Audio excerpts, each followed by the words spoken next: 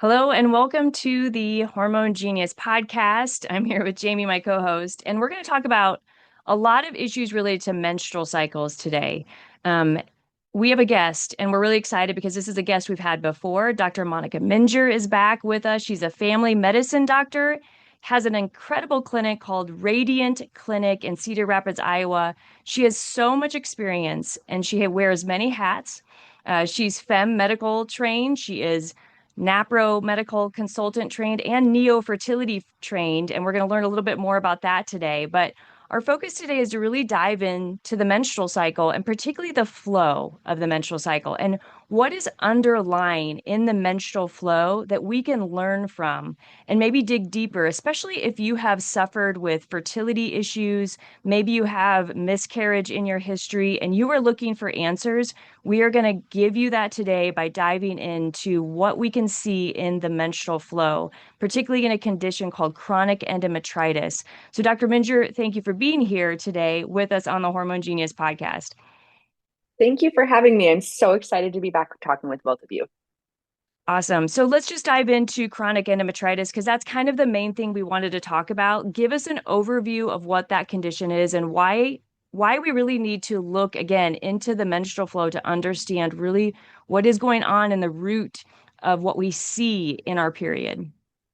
Yeah, so I always start off with explaining to my patients chronic endometritis is not endometriosis, right? So these two words are very similar. So I just want to lay that out from the start. So endometritis is inflammation of the lining of the uterus, of the interior wall. And most often it's caused by infection or what we call dysbiosis. So an imbalance of the actual bacteria, the yeast, everything that makes up what should normally be in the uterus. Now, interestingly enough, the uterus is not a completely sterile organ. So we do have bacteria that should live there. And predominantly, we should see a bacteria called Lactobacillus. Now, ideally, Lactobacillus makes up 99% of the bacteria that are in the uterine wall.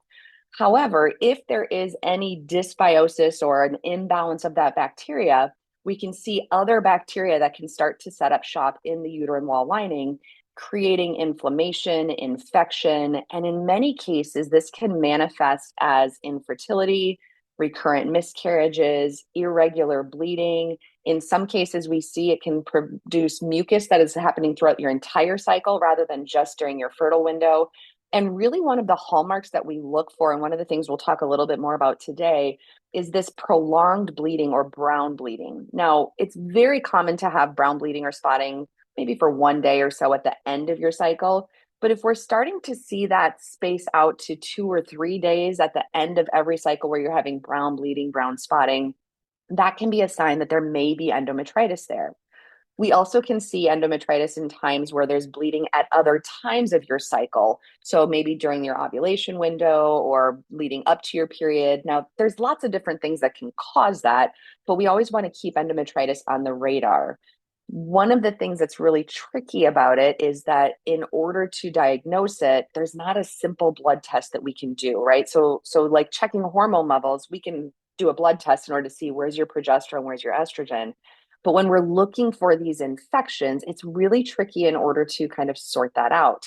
And I'm assuming we'll get into a little bit more as far as how we evaluate that. But in general, that's kind of what we're looking for is how do we discern, is there infection or inflammation in that lining of the uterus? So interesting, Dr. Minger, because just within the past year or so, I've been hearing more about chronic endometritis, and namely because I have a couple of really close friends who are trying to achieve pregnancy who've been diagnosed with chronic endometritis. And just even as you're explaining, that there's a dysbiosis, an imbalance of bacterias in the uterus, well, of course, that sounds a lot like our gut. We think about gut dysbiosis a lot and lactobacillus and all these things. So these are words that our listeners have heard before, but maybe not as it's associated with the uterus. So can we assume, or might it be a safe assumption that if somebody has dysbiosis of the uterus, that they may also have dysbiosis of the gut? If they work on treating their gut, may that then just also help that infection or that environment of the uterus that needs more balancing? So what kind of theory would you place on that? Yeah, I think that plays a huge role. And, we're learning more about the gut microbiome playing a role in kind of managing all of the other microbiomes that are in our body. So I think absolutely one of the things we always screen for in our practice is what's going on with your gut? And they're like, what? I'm here for my periods. What are you talking about? Right. But because it plays such a huge role in managing not only hormone regulation, but the microbiome that goes on in other places, absolutely, we need to be looking at this. Now, where it gets tricky is again the evaluation, the diagnosis of it, and it's, even with gut microbiome, it can be a bit challenging. So we oftentimes will go based on symptoms, right? So if you're somebody who has irregular bowels, whether that's diarrhea or constipation or back and forth or bloating, or I just feel or look like I'm 8 months pregnant and I'm definitely not. Any of those things can be a trigger for us to think, is there something going on from dysbiosis? Now, interestingly, every organ has different bacteria that should be there. And even within the female reproductive tract, the bacteria that are present in the uterus are different than the bacteria that are present in the vaginal canal. And so, as we talk about testing and evaluation, we'll learn that just doing a vaginal swab does not tell us what the uterine microbiome looks like because the vagina is separate from the uterus. And so even though they are related, and the idea of, our bacteria can move to different places in our body, of course, through the bloodstream, there are different areas of our body that should have a different makeup of the microbiome. But absolutely, Jamie, I do believe that there's a huge link between microbiome being off in one place and in another place. And so as we talk about treatment a little bit later on, you'll see we oftentimes say we're going to treat the whole body when we're dealing with a dysbiosis in the uterus. So if we're going to know if, okay, so you mentioned obviously like there's signs in our period that would tell us potentially that we have an issue in the uterine lining. And someone is worried about that, whether it be because they have infertility or miscarriage, or maybe it's just that their period they know is not healthy and normal, or it doesn't feel right. And you said we can't just do a swab in the vagina. So how do we get this information? And I know from my experience, a lot of times like patients had gotten this information, maybe if they had had like a laparoscopy or a surgical procedure when they were actually looking in the uterus, that's called a hysteroscopy. But I think you alluded to the fact that maybe we can get this information without that type of invasive procedure, and that there's going to be more options for that. So give us an idea of how we can learn more about what's going on in that uterine lining. Yeah. So one of the amazing advances that's happened within the last 5 or so years has been that we can evaluate menstrual sample blood. And so literally women will collect their menstrual blood and then they send it into, there's a couple of different companies across the world right now that are doing this, but they send it in and it evaluates and it actually looks for the DNA signal of that bacteria or yeast that are present. So it's really cool because it doesn't rely on a culture or having to grow out in a lab for X number of days or weeks, but we're looking at the DNA signature of bacteria or yeast that are in that menstrual sample blood. And where this becomes really important is that I've had lots of women that have gone in and had that hysteroscopy procedure, right? So we're looking at the inside of the uterus. They've maybe had an endometrial biopsy or even endometrial cultures looking for bacteria and they come back negative. The problem with that type of an exam is that it relies on we're checking the bacteria in the place that it actually is. Now, you might not have bacteria on every single surface of the uterus. It might be in just one small part of the uterus. And so if we're only sampling an area that is normal, we may get a false negative result that says, hey, everything looks fine, but there may be something there. So the beauty of menstrual sample blood is that everything is all kind of mixed together as that uterine wall lining sheds, and we're able to see even small amounts of bacteria that are present within that blood. So the recommendation is to collect menstrual sample blood within the first 6 hours of a full flow. And then ideally collecting it with a menstrual cup or a disc is usually easiest. Then you use the kit that is sent to you and there's a swab and you just kind of swirl it around in the menstrual blood and put it back in the vial and then send it away to get the analysis. And what we're finding with this is that even people that have had negative endometrial cultures in the past, we're finding it'll give us an exact readout that says this is the percentage of bacteria that we see, this is the yeast that we see, this is how much lactobacillus or that good bacteria that is present.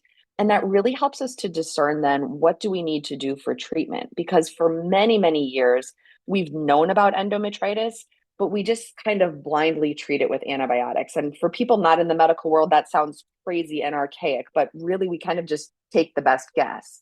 Whereas the sampling and the testing we have now literally will tell us these are the 4 bacteria that we're seeing that are overgrowing, for example, and these are the antibiotics that would treat that appropriately. And so it's really, really helped to fine tune how we treat, how long we treat, and in many cases to let us know, do we also need to treat your partner? So for example, if it's bacteria that normally would live on the skin, we are almost always treating the partner as well.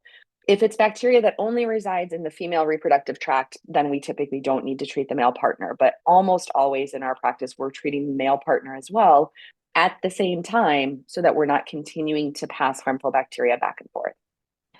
I want to circle that a little bit because I think that was a bit of a mind-blowing revelation when I was learning about this, thinking, that woman could restore her health and get right with her bacterial microbiome of her no, not vaginal, but uterine microbiome, I suppose you'd say.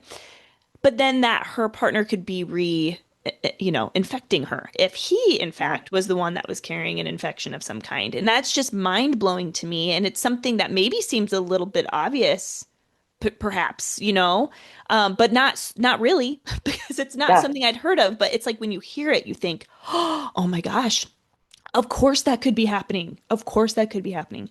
So Yes. when these women are getting their results, and like you're saying, they have a breakdown of the certain bacteria that may be overgrowing or the yeasts and these sorts of things, what are some common treatment plans? I know you said that obviously it's going to be different based on the results that these women are getting rather than a one size fits all approach of just a antibiotic that you give and hope it works. What are some different approaches? Is it antibiotic only? Are there other approaches that you take to help restore this issue? I'd love to hear about what you do there. Yeah, absolutely. Can I circle back real quick though to the male factor thing? Because I think that's Totally. really important. And I've definitely had a few clients, even within this last year, where when we look at a seminal fluid analysis for a male partner, especially in light of fertility, many people are looking at, okay, what's the count? What's the movement? All of that stuff. And that's about it. And oftentimes they're like, cool, everything is normal. But one of the things that we look at in the field of restorative reproductive medicine is that fertility is not just a woman's game. This is looking at both of you as a couple. And so one of the things that we really hone in on and really look for is what else might be showing up in that seminal fluid analysis that could indicate infection. So if the pH is off, right? So the level of acidity is off. If there's white blood cells that are present, if there's something called agglutination, which is clumping together of the cells. And so I have absolutely had cases, I can think of 2 specifically in the past year, where female factor looked fine, even her charting looked fine, but we actually saw in the semen analysis, hey, why does this guy have a bunch of white blood cells? And white blood cells typically show up in inflammation or infection. And so in those cases, we actually will send in the seminal fluid in order to test that for its microbiome. And so in those 2 cases that I'm thinking of, we actually found the bacterial infection was in him.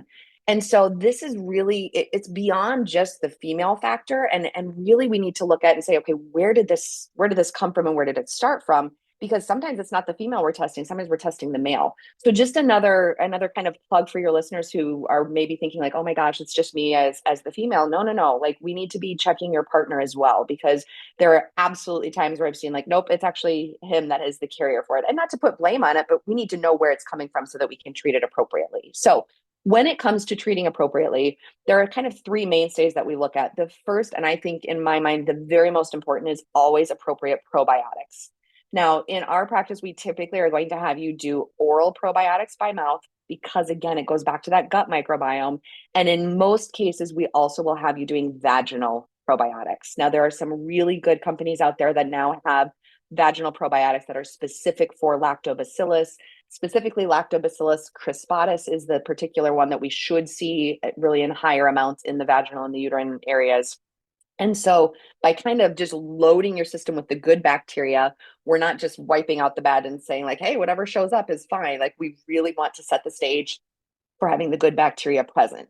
So we typically time it with your cycle, because part of the other issue is your cycle has different phases that your glands go through. And so we want to make sure that we're covering with antibiotic treatment throughout all of those different phases.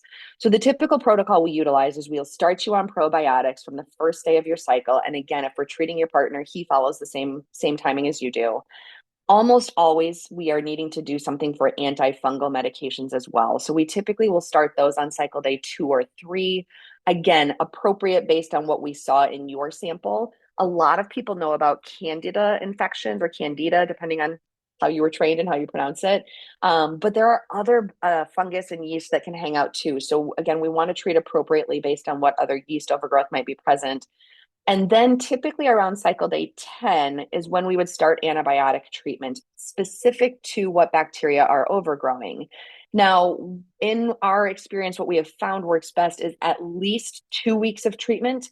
And the research in some cases actually supports 3 weeks on antibiotic treatment. And again, part of this is we want to make sure that we're treating through all phases of the menstrual cycle so that we're managing what's happening with the glandular development and making sure that as different things open, as different, blood sample is happening, that we are making sure that we're treating any bacterial infection. The other side of that, though, is that for men, the infection doesn't just live in the semen itself. It actually resides in the prostate gland. And the prostate gland, unfortunately, doesn't have amazing blood supply and typically requires a longer course of antibiotics anytime we're treating a deep-seated infection that may be hanging out in the prostate. And so really what we find is that when we do that 2 to 3 weeks of treatment, we actually approach about 90% efficacy with that treatment course. Now, many women come to us saying, hey, I was diagnosed with endometritis because they saw it on a hysteroscopy. They put me on 3 days of doxycycline. I don't think it made a difference. And I really think this is the reason why, is because we're not reseeding with good bacteria. We're not doing those good probiotics. And in most cases, 3 days is just not going to be enough, especially if your partner wasn't treated. So this is an ever moving target. So please don't quote me on this forever. If you are listening beyond the year 2026, check the research again. There is so much going on, even in the international community, about how we treat this, what makes the most sense. But as of right now in 2026, this is what the recommendation for treatment is at least 2 to 3 weeks of antibiotics, but always with the probiotics. And in some cases, we can get away with just the probiotics. So for example, like I mentioned, we want to see 99% lactobacillus. If I get a sample that comes back and it says, oh, it's only 90% lactobacillus, in those cases, I'm typically treating with just probiotics because your body is so, so smart. It will be able to take over and make up for and get rid of that bad bacteria that shouldn't be there if it's not predominantly something else. So there are some cases where just probiotics can be an option as well, because I know some people don't need the antibiotics all the time. But for the most part, that's kind of the general consensus.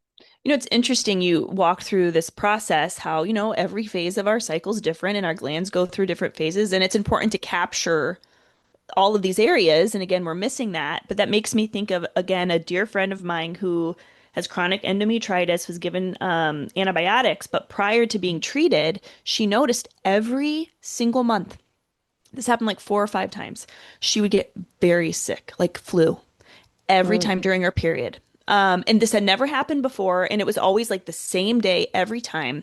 She's like, what is happening? Sick, like multiple days of being out of work. First month, she thought, oh, it's going around. Second month, she's like, that's weird. Third month, she's like, what is happening? And since getting treated for endometritis, because that was in the fall, she hasn't been sick again. There's something about her body reacting to whatever that infection was, I assume, so it's just very interesting. But Teresa's going to ask the next question. But before she does that, I'm going to give a shout out to our podcast sponsors. So, of course, we're talking about probiotics. And did you know that We Heart Nutrition, who is our podcast sponsor, they just started releasing and selling these incredible probiotics. It's very important to have super high quality probiotics, and it's very important to have super high quality supplements. So Teresa and I, we love magnesium glycinate. We talk about it all the time. As a matter of fact, I gave a talk at the University of Northern Iowa in my hometown yesterday, and I encouraged every woman there, please think about magnesium glycinate for your period pain, for anxiety, sleep at night, that sort of thing. So they make incredible supplements. We do that every day. They have multivitamins. They even have vitamins and supplements for men. So I encourage you to check them out. They also give 10% of their profit back to pregnancy resource centers. So they have a heart for the mission, and I really love them. So visit weheartnutrition.com and type in Hormone Genius to get 20% off of your first order. So a special thanks to We Heart Nutrition. Also, Teresa and we released a perimenopause program the beginning of this year, 2026. It's right on our website, right on the very front page. But if you are age 35 and up and you're in the crux of hormone mood swings and you're feeling kind of goofy and strange, well, it turns out you may be entering into the phase of perimenopause. Maybe you're deep in it, but Teresa and I have a heart to really help those women who've lost hope to ever feeling like themselves again. And there are days we just feel terrible, and there are days we feel fine. But for those women who are listening and you're like, I just need information, I just need an answer, please, please consider purchasing our perimenopause course. It's under $100. There are multiple lessons and tips and ways to help ease some of that symptoms, pain, and otherwise. So please check that out. Lastly, and then I'm going to punt it over to Teresa. This fall, I am offering a hormone coach cohort. Normally, I offer cohorts once a year. So Fiat Institute, we're training a group in the fall, and it's a little bit of an experiment. We're doing things a bit different. If you are thinking about being a hormone coach and you want a discount, and you want it to be a little shorter in terms of the live coaching time, please reach out to me at fiatinstitute.com and schedule a call to talk more about it, because I'm really excited about it. And I can guarantee you there are women listening to this podcast who have a heart to really serve women in the area of hormone health and wellness. So with that, Teresa, I'm going to pass off the baton for you to ask the next question.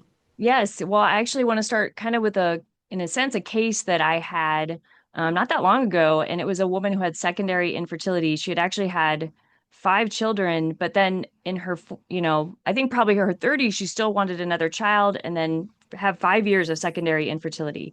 And the case really revolved around chronic endometritis.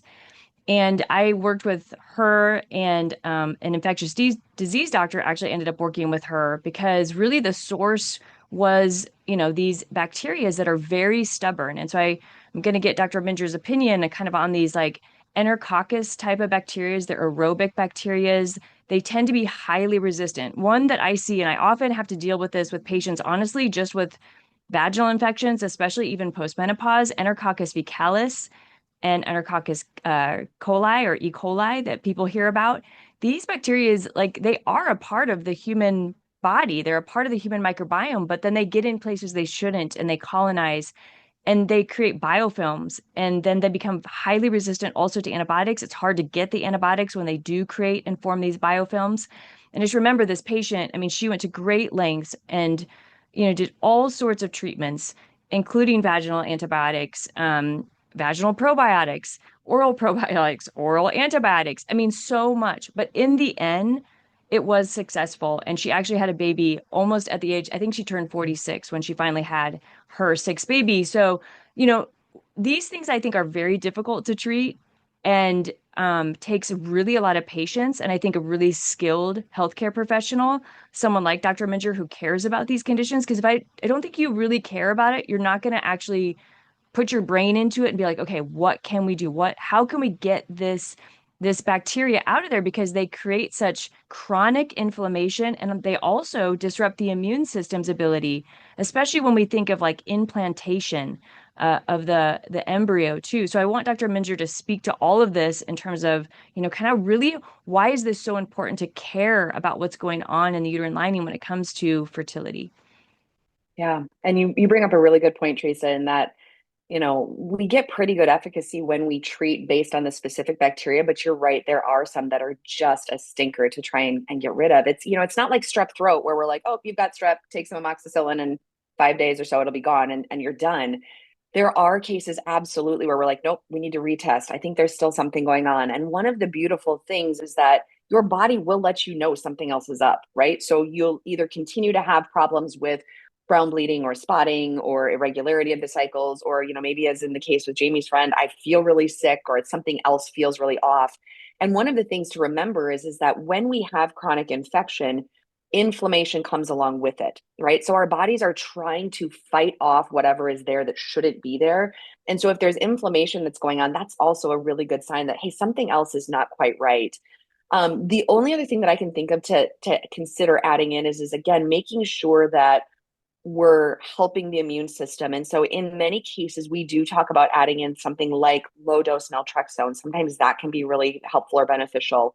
There are also studies currently going on over in Spain where they're looking at intrauterine antibiotic infusions. So this is literally you go in, have a catheter placed into the uterus, and they actually apply the antibiotic solution to the uterine wall lining. Now, I can't get any of my patients to sign up for that right now, shocking. But it is something else to think about for sometimes those resistant infections is, we are working on continuing to study these things. I think a lot of it too goes back to, though, how are we supporting the microbiome throughout your entire body, right? Like even though we're treating an infection in one place, we need to be supporting the bacteria, the immune system, the health of your whole system.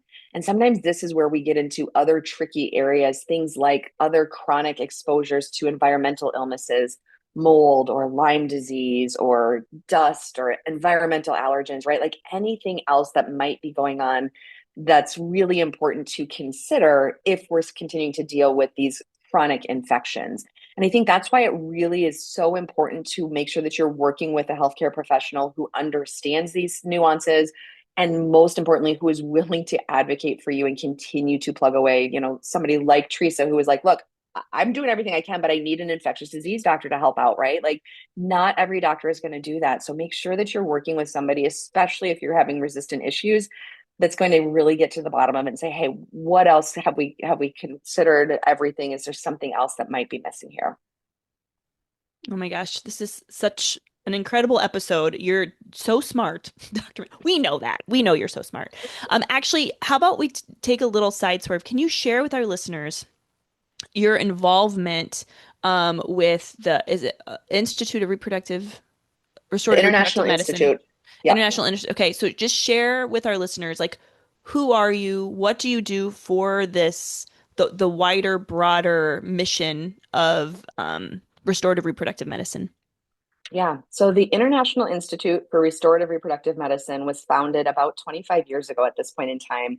And it's really the leading governing body internationally as far as kind of helping to set the stage for what is restorative reproductive medicine, how are we going to continue to advance it, and how do we keep everybody on the same page. And so my role within the Institute is I am actually the US Director of Communications and Development. So part of that role is speaking to the media, going to Washington, D.C. and speaking with politicians, even within individual states. There's lots of states as they discuss different things of how do we get legislation that helps to really support women's health? How do we get good, authentic healthcare that actually makes sense for women and couples? And we are seeing some states that are starting to try and introduce some legislation. So they are contacting myself and the International Institute for guidance on some of those things. And so, there's this side of what I do clinically, but there's also this huge important piece of advocacy in making sure that all women and couples have access to this type of healthcare, to this education, and to make sure that healthcare professionals have access to learning about this education. Because again, as you guys have talked about over and over again on this podcast, it is not education we receive in our regular medical school training, right? And so how do we continue to advocate for that? And so that's really the mission of the International Institute, is to make sure that anybody that wants to receive this education can do so in a meaningful way, and also to help connect patients to healthcare professionals who can do this. And so one of the things that we set up a couple years ago is there is a free service on the website, on the International Institute's website, where patients can go and request access to a registered restorative reproductive medicine clinician.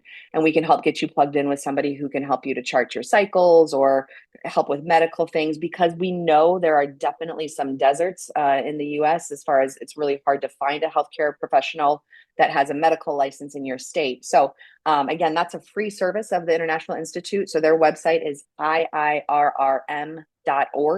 And at the very top, there's a button that just says find an RRM or connect me with an RRM clinician. And you can plug in that information. It is an actual person that is connecting you with somebody else. It is not an AI bot. So they read those responses to say, hey, who would be the best fit for you that can serve you in that area? So I know a lot of people might be wondering, if they've never heard these terms like restorative reproductive medicine and what this is. I do think it's getting to be more known, but I still think it's also just like, oh, okay, this is something I'm hearing, but maybe I've heard it a couple times. I'm not really sure. And then within that, also, we have these kind of like, I don't want to say like other arching like modalities underneath, like naprotechnology, neofertility, fem medical management. So maybe you can just speak to why, what is the reason there's an overarching kind of theme to this and what is that? And then give us just a little bit of like a 101 real quickly before we kind of tie up here the end of the podcast of why then are these little like kind of sections of like you can get kind of trained to do RRM, but like with these particular type of organizations that are doing it particular ways. Yeah, great question. And that's really a lot of what we're trying to do is educate not only the public, but healthcare professionals on this. So restorative reproductive medicine is, I always say it's kind of like an umbrella, right? That encompasses anything that would work to restore hormone health in the realm of reproductive medicine. Now, this doesn't necessarily just have to mean fertility. It can also include anything with your menstrual cycle, with menopause, and both male and female health are covered within this bigger umbrella. And again, that term restorative reproductive medicine was coined in 2020 by the founders of the International Institute. Now, over the years, what has happened is there have been different, again, modalities that fit underneath of that umbrella that have said, hey, I have a special interest in this. I'm going to research it in this way, or I'm going to develop this particular pathway. So that's where we see some of these different programs like naprotechnology, FEM, neofertility. And honestly, all of them have a little bit of a different flavor, but having received training in all of the methods, they all play nicely in the sandbox together. Okay. So the cool thing is if you're like, hey, I want to have more education specifically on how to help infertile couples, neofertility is fantastic at that. If you're like, look, I want an overarching, how do I do all of the different things? NAPRO is fantastic at that.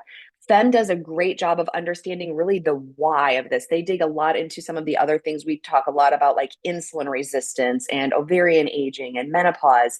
And so, really, what I tell people that are wanting to learn a method is start with whatever method works for you. But really, each of them have their own beauty and genius as far as how they continue to advance the research, how they continue to say, hey, what else is going on in our world that makes sense within this realm? And really being able to kind of look at things with different lenses. I can't say that I would treat one patient with just a NAPRO technique or just a neo technique, because in some cases the patient needs all of that, right? Every patient is unique. And so having more tools in my toolbox helps me to be able to say, hey, what does this patient need, regardless of where that training came from? Awesome, Dr. Minger. And that's such an important reminder. There are so many methods, but choose the one that works for you. And there are no rules. You don't, as in you don't need to stick with it forever. You can change your mind and do something else later. It's totally fine. So that's such a good reminder, Dr. Minger. And we're in this time of history where there's a lot of exciting things happening in the discovery of our reproductive health. We talked this whole episode about this really exciting, interesting new thing that we didn't know about 5 years ago or 20 years ago, whatever. So it's exciting. And what are we going to learn next year and the year after that? So praise the Lord that there is time and attention and restorative reproductive medical professionals who are dedicating their professional life to this effort. So I want to say thank you, Dr. Minger, and thank you, Teresa. Thank you both for dedicating your professional life to this. It's so important.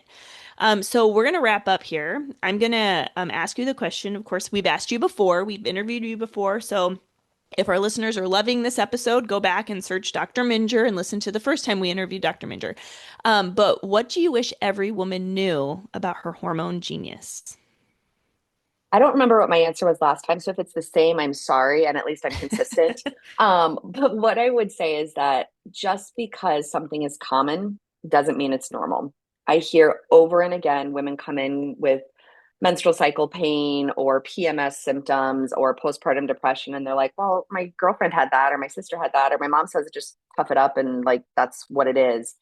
And instead, I would offer to pay attention to those signs. They're flags that your body is trying to tell you, and to say, hey, I don't know that I have to suffer with these things. And that's why the work of podcasts like the Hormone Genius are fantastic, because it helps us to understand that not everything that is terrible about our cycle or our symptoms has to be just something that we live with. And in many, many, many cases, it does not mean that you have to continue to suffer.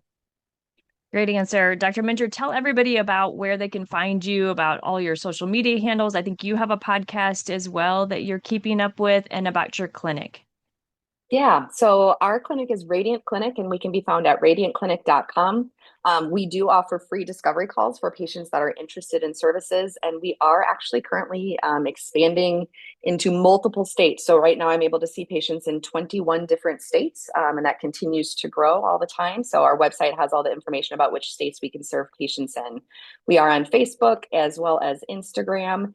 And then I'm also a part of the Neo-Fertility USA board. And so if you're interested in any additional training for neo-fertility, you can check out neofertilitytraining.com. We do have a spring cohort coming up. So especially if you are a medical professional, or if you know one that would like to get training, there is a new cohort coming up that'll be starting here in the spring of 2026, as well as another one in the fall of 2026.